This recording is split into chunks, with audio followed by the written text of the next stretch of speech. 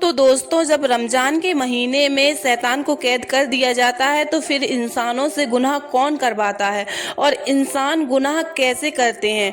तो ये सवाल हमेशा से हमारे जहनो दिमाग में बना रहता है। शायद कि आप सबके दिमाग में भी ये सवाल आता होगा कि जब रमजान के महीने में अल्लाह रब्बुल इज़्ज़त शैतान को कैद कर देता है तो हम इंसानों से, हम सबसे गुनाह कौन करवाता है? तो आज इस वीडियो के हवाले से इस कॉन्सेप्ट को क्लियर किया जाएगा, तो आप वीडियो को पूरा देखें। और जिस किसी ने भी मेरे चैनल को सब्सक्राइब नहीं किया है तो पहले मेरे चैनल को सब्सक्राइब कर दें।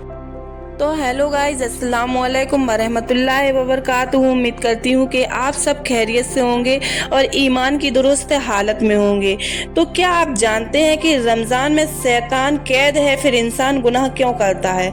माह रमज़ान मुबारक की जब आमद होती है तो तमाम उलमाए इकराम की ज़बान पर एक ही मशहूर हदीस गर्दिश करने लगता है कि जब रमज़ान की पहली सब आती है, शयातीन और सरकस जिन्नात कैद कर दिए जाते हैं और दोजख के दरवाजे बंद कर दिए जाते हैं और कोई दरवाजा खोला नहीं जाता है, और जन्नत के दरवाजे खोल दिए जाते हैं और कोई दरवाजा बंद नहीं किया जाता है। और एक मुनादी आवाज देता है कि ऐ खैर, तलाशी आगे बढ़ाओ और सर की तलबगारों को पीछे हटाओ। अल्लाह कई लोगों को जहन्नम से आज़ाद फरमाता है और ये हर रात होता है।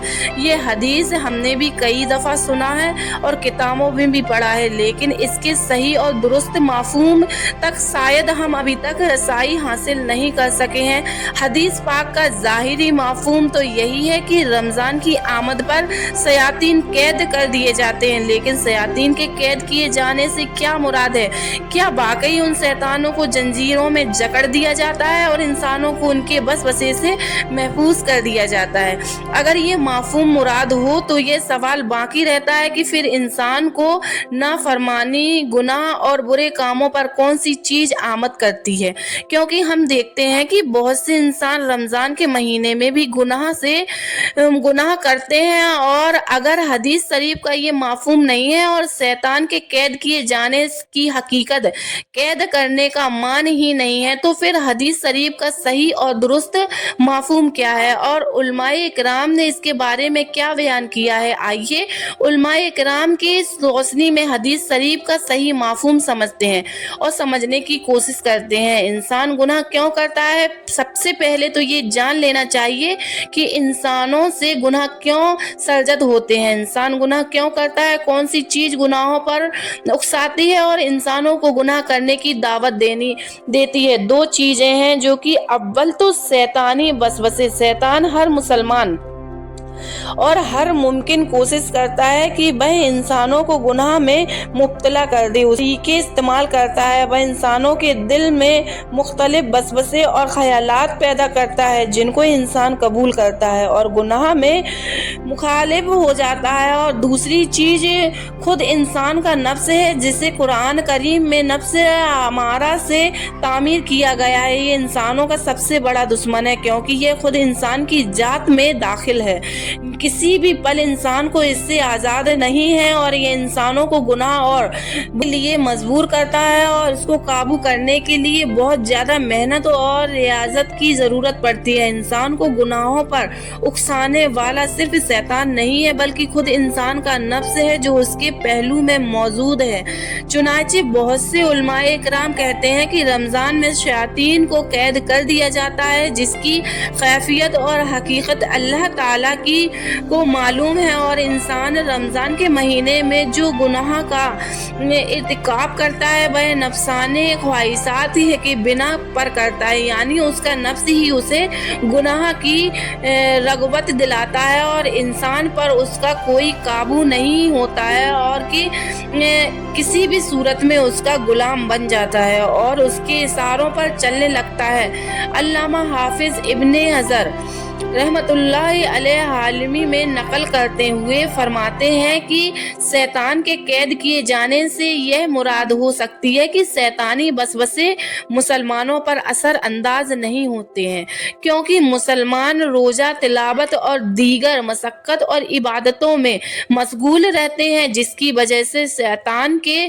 बलगलाने को बहकाने की कुव्वत मुतासिर होती है और मुसलमानों पर उसका कुछ असर जाहिर नहीं होता है। जो लोग इबादत का एहतराम नहीं करते हैं उन पर शैतानी वसवसे असर अंदाज हो जाते हैं और वह गुनाहों में मुब्तला हो जाता है। बाज़ उलमा यह फरमाते हैं कि तमाम शैतानों को कैद नहीं किया जाता है बल्कि सर्कस शैतानों को कैद किया जाता है।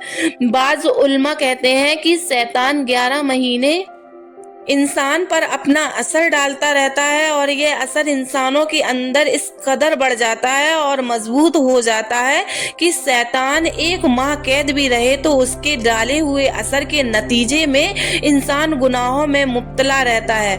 हजरत मुफ्ती अहमद यार खान फरमाते हैं कि हक है यह है कि माह रमज़ान में आसमानों के दरवाजे भी खुलते हैं जिनसे अल्लाह की खास रहमतें ज़मीन पर उतरती हैं और जन्नतों के दरवाजे भी, जिसकी वजह से जन्नत वाले हूरों गिलमान को खबर हो जाती है कि दुनिया में रमज़ान आ गया है और वो रोज़ादारों के लिए दुआओं में मशगूल हो जाते हैं। माह रमज़ान में बाकी दोज़ख के दरवाजे ही बंद हो जाते हैं, जिसकी वजह से इस महीने में गुनहगार बल्कि काफिर की कब्रों पर भी दोज़ख की गर्मी नहीं पहुंचती है। वो जो मुसलमानों में मशहूर है कि रमज़ान में अज़ाब कब्र नहीं होता है, इसका यही मतलब है और हकीकत में इसकी औलादों को कैद कर दिया जाता है। इस महीने में जो कोई भी गुनाह करता है वो अपने नफ्से अम्मारा की शरारत से करता है, ना कि शैतान के बहकाने से।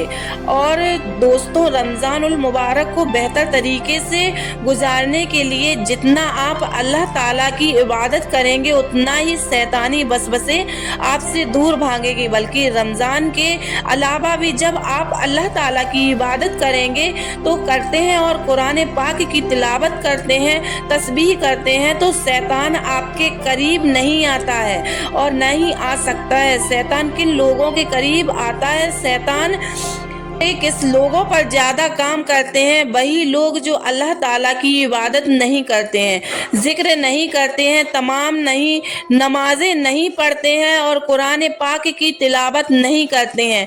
जब इंसान अल्लाह से दूर हो जाता है, रसूलुल्लाह सल्लल्लाहु ताला अलैहि वसल्लम के बताए हुए तरीके से दूर हो जाता है, आपकी सुन्नत पर अमल नहीं करता है, जो जाहिर सी बात है कि शैतान के हाथ चढ़कर जाता है, वह शैतान का सबसे आसान शिकार बन जाता है।